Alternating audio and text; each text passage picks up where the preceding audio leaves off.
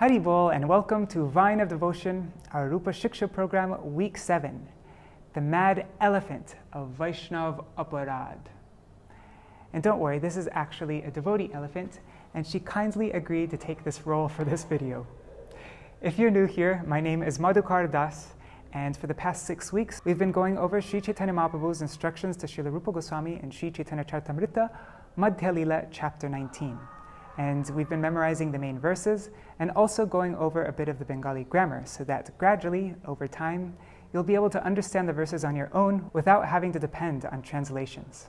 These previous verses we've gone over have been so bright and hopeful. The reality of our good fortune and how extremely lucky we are couldn't have been expressed in a more remarkable way than Śrī Caitanya Mahāprabhu expressed to Śrīla Rūpa Gosvāmī in these previous verses. How extremely rare is it that a jiva comes under the shelter of Guru and Krishna and receives the seed of the vine of devotion, and then, under the loving care and direction of Shri Guru, the jiva, having become a gardener, carefully nurtures and tends to the seed, sprinkling it with the water of Harikatha coming from Shri Guru, this Shravan and Kirtan that Shri Guru engages him in. And then this tiny sprout grows and grows and grows and grows beyond the heavenly planets, breaking through the 7 coverings of this universe, past the Viraja river, and above Brahmaloka, and even above and beyond the Paravyoma, the spiritual sky, the innumerable Vaikuntha planets, until finally it reaches Goloka Vrindavan and wraps around the wish-fulfilling tree of Krishna's feet. There the vine greatly expands and produces the fruit of prem. All the while, the gardener is here in this world, continuously watering that seed with Shravan and Kirtan. But what will spoil all of this? There's some very frightful creature looming behind. And this creature can cheat the jiva out of his extraordinary, inestimable fortune that he's received, and thereby make him the most unfortunate person ever. Mahaprabhu explains, Ｊ්యేದಿ Vaiṣṇava-aparādha uṭhe hātī mātā upāḍe chiṇḍe tāra śukhi ĵāya pātā. Ｊ்యేದಿ Vaiṣṇava-aparādha uṭhe hātī mātā. If Vaiṣṇava-aparādha arises, then like a mad elephant, upāḍe chiṇḍe tāra śukhi jąya pātā. It uproots or tears to pieces the vine of devotion, the leaves of which dry up. So this is one of the most crucial things to learn about and be extra vigilant of. We must stay far, far away from Vaiṣṇava-aparādha. If you're holding an Indranil mani, a blue diamond, which is the most stunning and prized gemstone in the world, and you happen to be in the pit of one of the most crime-ridden cities, then how anxious and protective would you be of this stone? So we have to be fearful and anxious and protective like that with our Bhakti-lata bij in this world where in many places Vaiṣṇava-aparādha is rampant. May we never allow the aparādha hasti, the elephant of Vaiṣṇava-aparādha, to get near our Bhakti-lata bij and destroy it. So now let's review our previous verses, and then I have a few things I'd like to share on the topic of Vaiṣṇava-aparādha. And then at the end of the video, we'll go through and memorize this verse. Brahmanda Brahmite Kono Bhagyavanji Guru Krishna Prasade Pai Bhakti Lata Bij Mali Hoya Kore She Bij Aropan Shravana Kirtana Jale Koro Ye Sechan Upajiya bare lata brahmanda bhedi jai Viraja brahma loka bhedi paravyoma pai Tabe jai tar upari goloka vrindavan Krishna charan kalpa vrikshe kore arohanam Ataha vistarita hoya Phale prem phal Iha mali seche nitya shravanadi jal Ｊ્యేદી Vaiṣṇava-aparādha uṭhe hātī mātā upāḍe chiṇḍe tāra śukhi jąya pātā. We hear so much about the glories of the holy name, how powerful it is. So then, why doesn't it seem to have an effect on me? In my Gurudev's commentary to Madhurya Kadambini, called Piyush Varshini Vritti, chapter 3, text 5, he explains the reason for this. In his Sara Artha Darshini commentary on Srimad Bhagavatam, Canto 6, chapter 2, verses 9 to 10, Srila Vishwanath Chakravarti Thakur states, Nīra-dharma-gata tu bhagavat prapto nasti vilambas tesham hi bhagavan nama grahanam Vaikunta arohanam choti dve eva bhumike yatha ajamiladinam.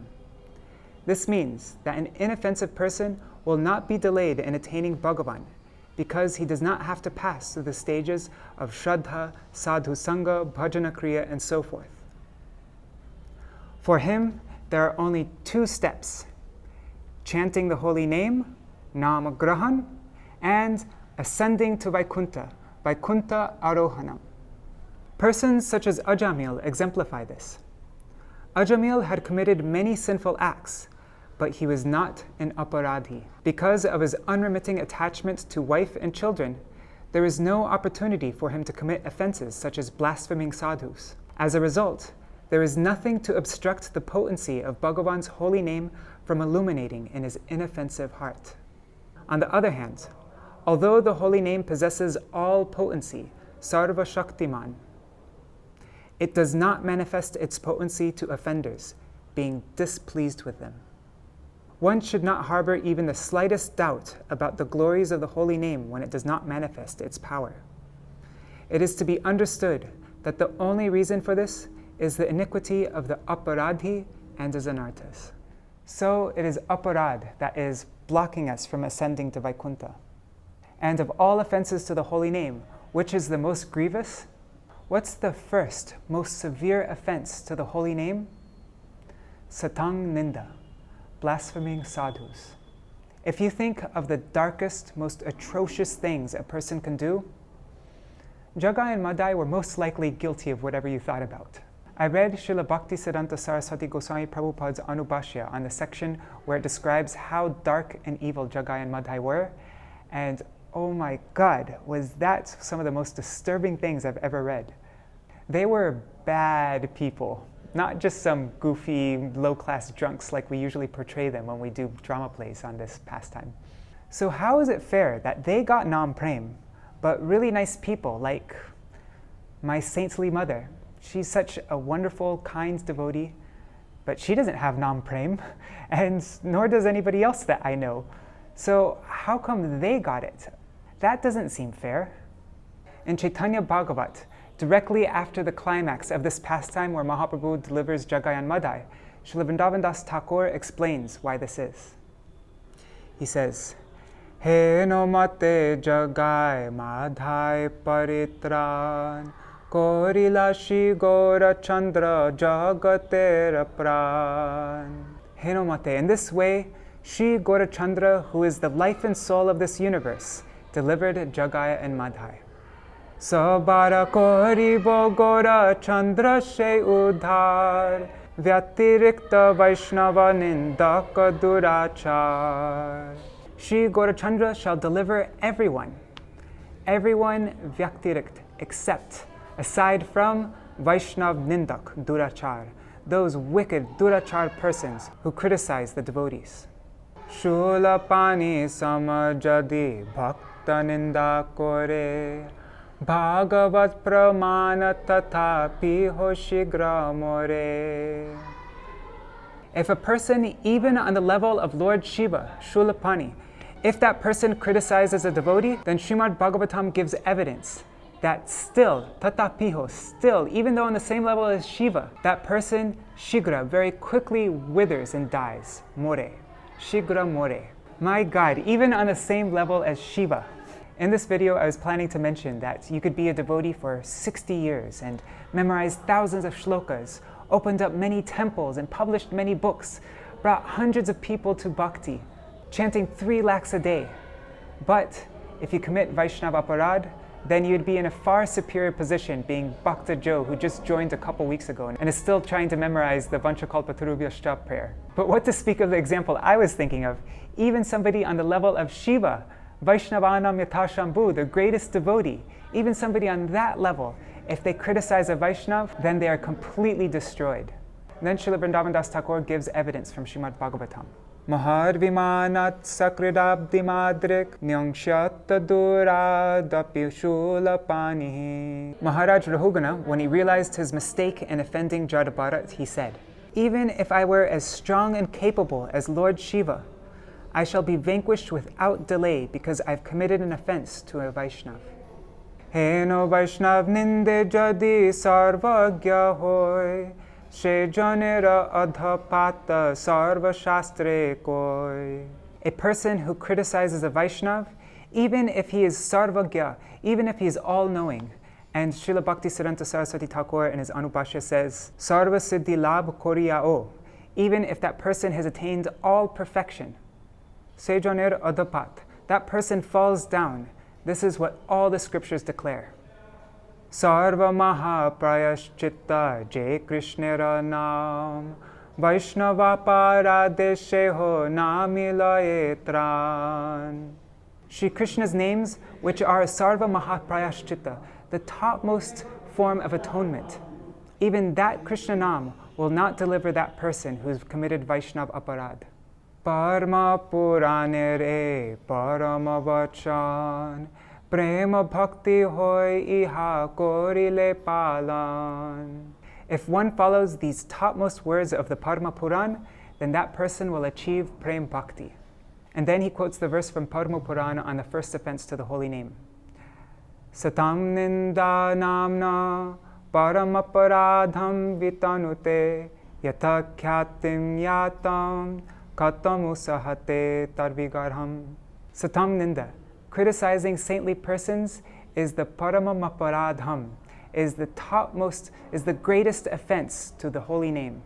How can Sri Mahaprabhu tolerate blasphemy of those who have given their lives to spreading his glories? So the difference between aparad, offense, and pap, sin, is like the difference between heaven and hell. There's just no comparison. And this makes sense if you think about it. To the degree that somebody is dear to me, to that extent I'll feel pain hearing of any harm being done to that person. If someone were to tell me that, oh, that person over there, some random person that I don't have any connection with, that person on the street over there, that person's stupid, I wouldn't think anything of it. But if some person were to walk up to me and say, your mother is stupid, then I don't want to break that person's teeth. And how much more, unlimitedly more, does Krishna love his dear devotee compared to how much I love my mother? So we can't even begin to imagine how angry Krishna becomes toward one who has offended his dear one. The easiest way to gain Krishna's favor is to please and serve his devotee, and the easiest way to upset him is by offending his devotee. That's pretty much all we need to know in bhakti. Bhakti is all about relationship, sambandha. So Krishna's devotee is constantly giving us instructions in his Harikatha. The way to please him most is to try to sincerely follow those instructions. To give us these teachings, this Harikatha, is the only reason the Mahabhagava is in this world. When he goes through so much trouble, leaving the sweet pastimes of Krishna, and comes to this filthy place, and gives his attention to us, helping us get out of our miserable condition, and then we just neglect him and we ignore him, then is that not considered an aparad? In Srila Prabhupada's purports to this verse that we're memorizing in this video, he highlights this very point, and I'll read the full purport. One's devotional attitude increases in the association of a Vaishnav. Tāder charana sevi bhakta sanevas janame janame hoy abhilash. By his personal example, Narottam Das Thakur stresses that a devotee must always remember to please his predecessor Acharya. The Goswamis are represented by one's spiritual master. One cannot be an Acharya, a spiritual master, without following strictly in the disciplic succession of the Acharyas. One who is actually serious about advancing in devotional service should desire only to satisfy the previous Acharyas. Chai goshai jar mui taradas. One should always think of oneself as a servant of the Acharyas, and thinking this, one should live in the society of Vaishnavas. However, if one thinks that he has become very mature and can live separate from the association of Vaishnavas and thus gives up all the regulative principles due to offending a Vaishnav, one's position becomes very dangerous. Offenses against the holy name are explained in Adi Lila, chapter 8, verse 24. Giving up the regulative principles and living according to one's whims is compared to a mad elephant, which by force uproots the bhakti lata and breaks it to pieces. In this way, the bhakti lata shrivels up. Such an offense is especially created when one disobeys the instructions of the spiritual master. This is called guru avagya. The devotee must therefore be very careful not to commit offenses against the spiritual master by disobeying his instructions. As soon as one is deviated from the instructions of the spiritual master, the uprooting of the bhakti lata begins, and gradually all the leaves dry up. If I lovingly gifted a friend, let's say his name's Haridas. So I gifted Haridas that blue diamond I was talking about earlier, and he, without looking at me, just took it, stuck it in his pocket, and neglected it, and soon after lost it, and didn't even feel the least bit bad or remorseful about it, then how would that make me feel? Would that not be offensive behavior on account of Haridas? And that's a very weak example in comparison with what the reality is of my neglect of Guru and Vaishnavas. The Vaishnavas are kinder than millions of mothers, so they tolerate the bad behavior of an obnoxious child like me. But they're helping me so that I don't remain a baby forever. They are nurturing me so that I can become fit to be offered to the lotus feet of Radha and Krishna. So let me not make the huge responsibility that Gurudev has taken on his shoulders for delivering me any more difficult for him. The topic of Vaiṣṇava-aparādha is so vast, and there are so many directions that we could move in. I wrote down a list of topics to speak about in this video, and we only got through half of them. Last year we had a shloka group, and we went over 24 verses on Vaiṣṇava-aparādha and memorized 11 of them. We also read a very important book by Śrīla Bhakti Pramod Puri Goswami Maharaj called Vaiṣṇava-aparādha. In English, it was published as The Heart of Krishna. In this book, he goes into great detail describing the severity of Vaiṣṇava-aparādha through pastimes such as Durvasa Rishi's offense to Ambarish Maharaj, Devananda Pandit's and Gopal Chapal's offense to Srivas Thakur, Ramachandra Khan's and the Brahmin Gopal Chakravarti's offense to Srila Haridas Thakur, the apparent offense of Sachi Mata to Sri Advaita Acharya, Daksha's offense towards Shiva, the offense of Daksha towards Narad Muni, Sobari Rishi's offense towards Garuda, and he goes through many other topics in relation to Vaiṣṇava-aparādha. There's also a very comprehensive article by Srila Bhaktivinoda Thakur called Vaisṇava-nindā, and also an article by my Param Gurudev called Vaishnav Chinite Hoebe. One must correctly identify a Vaishnav. Both of these articles were published in English for the first time by Reza the Harmonist. I wanted to read both of these articles here on Vine of Devotion, but I don't have time to read them now. Maybe in the future I'll read. But for now, you can find a link to the PDFs of this book and these two articles in the description of this video. There are also two very beautiful songs by Srila Bhaktivinoda Thakur on this topic that I like to sing whenever I feel like I've committed Vaiṣṇava-aparādha. One is Kabe Mui Vaiṣṇava Chinibo, and the other is Hari He Nīra-dharma-gata. I'm sharing the links to these two songs in the description as well. Okay, so now let's go through and memorize this very important verse. ＪADI Vaiṣṇava-aparādha uṭhe hātī mātā upāḍe chiṇḍe tāra śukhi pātā. Jödi Vaiṣṇava-aparādha uṭhe hātī mātā.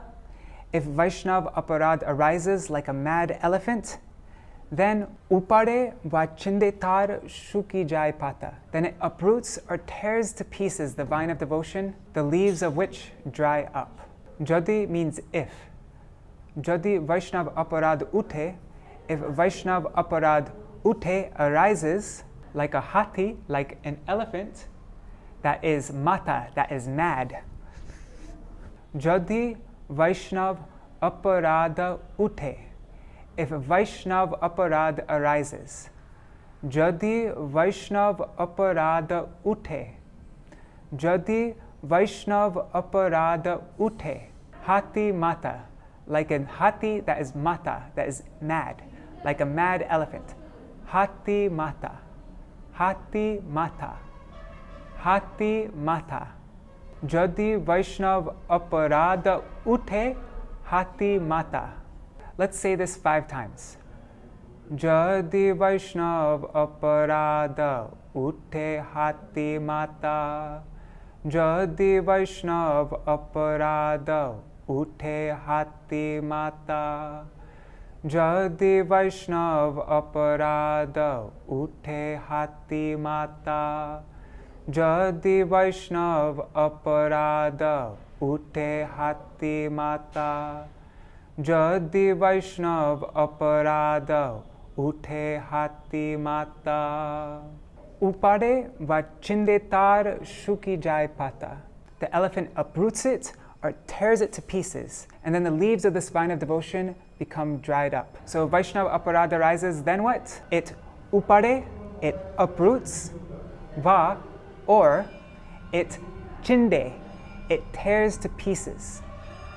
Upāḍe va chiṇḍe, upāḍe va chiṇḍe, upāḍe va chiṇḍe, upāḍe va chiṇḍe. And then tar means of it, of the vine of devotion. Śukhi means dries up. Śukhi dries up. What dries up? Śukhi the pātā, the leaves. Tāra pātā, its leaves, the vine of devotion's leaves. Śukhi they dry up. Tāra śukhi pātā, the leaves of the vine of devotion dry up. Tāra śukhi pātā. Tāra śukhi pātā. Tāra śukhi pātā. Upāḍe va chiṇḍe tāra śukhi pātā. Let's say that 5 times. Upāḍe va chiṇḍe tāra śukhi pātā. Upāḍe va chiṇḍe tāra śukhi pātā. Upāḍe va chiṇḍe tāra śukhi pātā. Upāḍe va chiṇḍe tāra śukhi pātā. Upāḍe va chiṇḍe tāra śukhi pātā. Just a quick note here. In the previous video, we went over participles, and then also participles when it's combined with another verb, and it becomes a compound verb. So this word śukhi or 𝖾kiЛyetu𝖺유te is an example of that. Śukhi on its own, or śukhiya on its own, is a participle meaning having dried. And the verb 噚 on its own means goes. So if you separate these words, they would be translated having dried, goes. But because of the rule of compound verbs, when you get these 2 words and you combine them together, then they become dries up. And sometime in the future, I want to go through many examples of this so that you start to get the idea of compound verbs. Okay, so upāḍe va chiṇḍe tāra śukhi pātā. So now let's repeat both of these lines together 5 times, 1 time looking, 1 time not looking, like that. Jödi Vaiṣṇava-aparādha uṭhe hātī mātā. Upāḍe va chiṇḍe tāra śukhi pātā. Jödi Vaiṣṇava-aparādha uṭhe hātī mātā. Upāḍe va chiṇḍe tāra śukhi pātā. Jödi Vaiṣṇava-aparādha uṭhe hātī mātā. Upāḍe va chiṇḍe tāra śukhi pātā. Jödi Vaiṣṇava-aparādha uṭhe hātī mātā. Upāḍe va chiṇḍe tāra śukhi pātā. Jödi Vaiṣṇava-aparādha uṭhe hātī mātā. Upāḍe va chiṇḍe tāra śukhi pātā. And now let's recite this 10 times without looking. Jödi Vaiṣṇava-aparādha uṭhe hātī mātā. Upāḍe va chiṇḍe tāra śukhi pātā. Jödi Vaiṣṇava-aparādha uṭhe hātī mātā, upāḍe bāchiṇḍe tār, śukhi jāy pātā. Jadi Vaiṣṇava-aparādha uṭhe hātī mātā, upāḍe bāchiṇḍe tār, śukhi jāy pātā. Jadi Vaiṣṇava-aparādha uṭhe hātī mātā, upāḍe bāchiṇḍe tār, śukhi jāy pātā. Jadi Vaiṣṇava-aparādha uṭhe hātī mātā, upāḍe bāchiṇḍe tār, śukhi jāy pātā.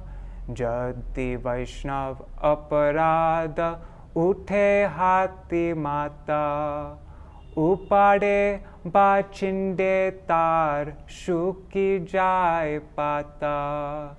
Jadi Vaiṣṇava-aparādha uṭhe hātī mātā, upāḍe bāchiṇḍe tār, śukhi jāy pātā. Jadi Vaiṣṇava-aparādha uṭhe hātī mātā, upāḍe bāchiṇḍe tār, śukhi jāy pātā. Jadi Vaiṣṇava-aparādha uṭhe hātī mātā, upāḍe bāchiṇḍe tār, śukhi jāy pātā. Jadi Vaiṣṇava-aparādha uṭhe hātī mātā, upāḍe bāchiṇḍe tār, śukhi jāy pātā. What a shame it would be if, after watering it for so long and with so much endeavor trying to nourish it and protect it, and then suddenly this mad elephant comes and just uproots it or tears it, causing all the leaves, the pātā, to śukhi jāy, to dry up. How can I prevent this from happening? Mahaprabhu will describe in the next verse how to build a very strong fence to safeguard this precious bhakti lata from getting trampled by this mad elephant of Vaiṣṇava-aparādha. Hey Nandanandan, O Nandanandan, 噚 by this offense, by this Vaiṣṇava-aparādha, jeno nahi hoy hata. May I never be destroyed by such an offense.